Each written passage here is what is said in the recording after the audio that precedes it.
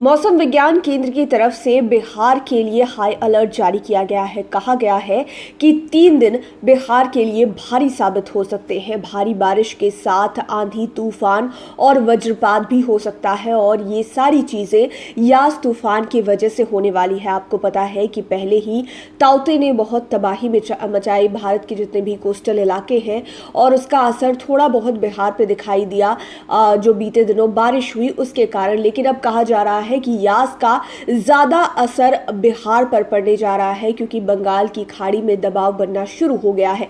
पूरी खबर क्या है आपको विस्तार से बताते हैं और किन 3 दिनों के लिए अलर्ट जारी किया गया है वो भी बताते हैं। आपदा प्रबंधन विभाग ने यास तूफान को देखते हुए राज्य के सभी जिलों में अलर्ट घोषित कर दिया है। सभी जिला पदाधिकारियों को तूफान की आशंका को देखते हुए उत्पन्न स्थिति से निपटने के लिए तैयारी कर लेने को कहा गया है। साथ ही जिलों में तैनात आपदा मोचन बल को भी अलर्ट मोड पर रहने का निर्देश दिया गया है। इस तूफान का असर बिहार में 27 से 30 मई के बीच दिख सकता है। जैसा कि हमने आपको बताया कि 3 दिन इसका असर जो है वो ज्यादा दिखाई देगा, तो 27 से लेकर 30 मई के बीच में इसका असर दिखाई देगा। इस दौरान भारी वर्षा और तेज हवा के साथ ठनका गिरने की भी घटना हो सकती है। तूफान की तो आशंका जताई है, लेकिन भारी बारिश के साथ साथ तेज हवा और ठनका गिरने की बात कही जा रही है। मौसम विज्ञान विभाग ने राज्य आपदा प्रबंधन विभाग को तूफान की आशंका की जानकारी दी है। इसके लिए आपदा प्रबंधन को भेजे गए पत्र में मौसम विभाग ने कहा कि यास तूफान बंगाल की खाड़ी में दीघा के पास दिखाई दे रहा है।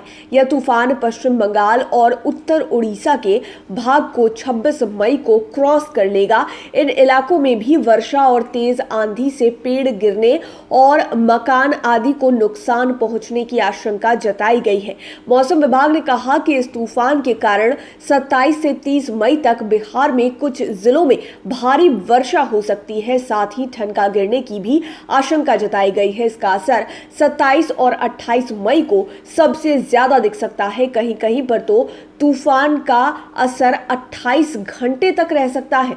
वहीं यास तूफान की आशंका के मद्देनजर बिजली कंपनियों ने भी इससे निपटने की रणनीति बनाई है। बिजली कंपनियों ने इंजीनियर्स को अलर्ट मोड पर रहने को कहा है। तार, पोल सहित अन्य आवश्यक सामग्री का नजदीकी केंद्रों में भंडारण करने को कहा गया है ताकि कम से कम समय में बिजली की आपूर्ति बहाल हो सके। जो कि तूफान की वजह से अगर बिजली का तार, पोल वगैरह गिर जाता है तो उसको लेकर तुरंत ही व्यवस्था की जाए। इसको लेकर उपाय जो है वो पूर्व में ही करने को कहा गया है बिजली कंपनियों के द्वारा। लेकिन 27 से लेकर 30 मई के बीच में बिहार को अलर्ट मोड पर रखा गया है। लेकिन 27 और 28 तारीख को सबसे ज़्यादा असर दिखने वाला है, तो आप भी सावधान रहे। जो भी उपाय अगर आपको अपने स्तर पर करने हो तो आप ज़रूर करें, क्योंकि मौसम विज्ञान केंद्र और आपदा प्रबंधन विभाग की तरफ से ये कह दिया गया है कि बिहार को सावधान रहने की जरूरत है। 27 से लेकर 30 मई के बीच में भारी बारिश, आंधी, तूफान और वज्रपात हो सकता है यास की